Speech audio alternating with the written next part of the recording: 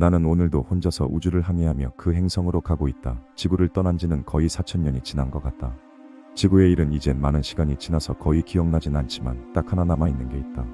그것은 당시 지구에서는 AI가 극도로 발달하면서 할 일이 없어진 사람들이 하나 둘씩 지구를 떠났다는 것이다. 사람들은 지구에 희망이 없다고 판단하고 자신만의 세상을 꿈꾸며 떠나가기 시작했다. 나 역시 그들 중 하나였다. 지구를 끝까지 떠나지 않은 사람들도 있었지만 선택은 자유다. 모두가 각자의 길을 간다. 나의 목표는 나만의 새로운 세상을 만드는 것이었고 그 꿈을 이룰 행성에 드디어 접근한 것이었다. 이제 우주선 창문으로도 목표한 행성이 보인다. 4천년 만에 찾아온 설레임이었다. 그리고 착륙을 시도했고 도착해서 행성과 마주했다. 행성은 예상보다 훨씬 아름다운 얼음 행성이었다.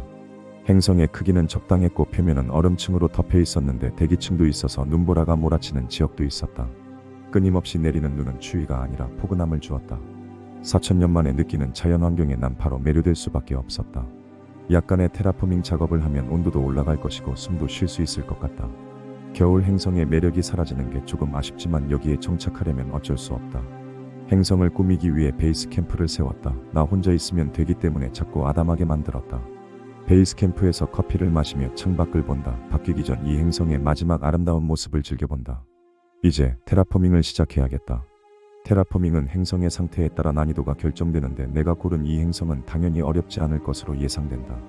중력과 대기는 이미 존재하기 때문에 온도만 약간 올리면 기초 미생물은 바로 살 수 있는 환경이 될 것이다. 미생물 중 광합성이 가능한 대표적인 남세균이라는 시아노박테리아를 투입했다. 곧 산소가 생길 것이다. 시간이 지남에 따라 대기층은 두꺼워졌고 드넓은 바다가 생겼다. 숲은 울창해졌고 지구 생물의 유전자를 가진 동물들이 이 행성에서 번식하기 시작했다. 이제 이 행성에 인간을 퍼뜨려 보면 어떨까? 인간을 이 세상에 퍼뜨린다면 뭐부터 해야 할까? 벌써부터 고민이 많다. 아무래도 외모는 나와 같게 하는 게 좋겠지. 지능은 어느 정도로 할까? 이런저런 생각을 하다 보니 왠지 신난다. 우선 작은 문명 하나를 만들어 봐야겠다. 수천 년을 살아왔지만 이런 일은 경험이 없기에 일단 저질러 본다. 문명은 시작되었고 난 그들을 AMC라고 불렀다. 멀리서 그들이 사는 모습을 관찰했다.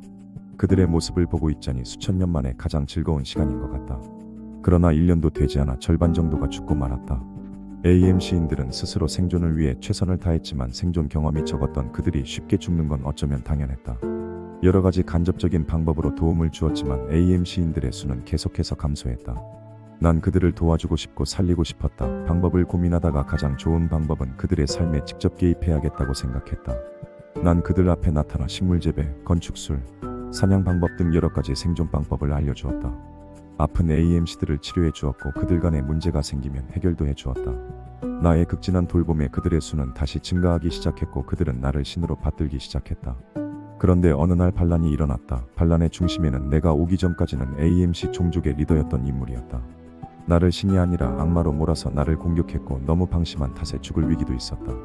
배신감이 밀려왔다. 날 배신한 그들에게 벌을 주어야겠다고 생각했다. 나의 우주선으로 돌아가 폭격용 드론을 보냈다. 드론들은 그들의 문명을 수개월간 폭격했다. 단 한 명의 생존도 용납할 수 없었다. 숨어있던 그들을 찾아 공격했다. 그 결과 AMC인들은 결국 전멸하고 말았다. 다시 내려가 그들이 만들었던 도시를 둘러보았다. AMC인들의 시체로 가득했다. 심지어 어린아이들도 있었는데 사망한 그들을 보니 마음이 아팠다. 그들을 용서하지 못한 내 자신을 자책했다. 나를 적대시하는 무리도 있었지만 나를 찬양하던 무리들도 있었기에 안타까움이 더 컸다. 둘러보다가 벽화에 그려진 그림도 발견했다. 거기에는 신격화된 나의 모습이 있었다. 나와 잘 지내는 모습의 그림도 보았다. 그러나 수개월간 드론이 폭격을 가한 모습이 많이 그려져 있었다. 신에게 용서를 구하는 모습도 그림으로 있었다. 그들의 처절함을 보면서 또 다시 슬픔이 밀려왔다. 앞으론 그들의 삶에는 절대로 개입하면 안 된다는 생각이 들었다. 모든 것을 잊고 새로운 문명을 다시 시작해봐야겠다. 한 종족은 멸종해 버릴 수 있기 때문에 유전자가 조금씩 다른 여러 종족을 만들었다. 서로 경쟁하면서 가장 강한 종족만 살아남는 자연의 법칙을 그대로 따르게 할 것이다. 내가 개입하지 않자 멸종하는 종족들이 발생했다. 측은한 마음에 도움을 주고 싶었던 적이 있었지만 그러지 않았다.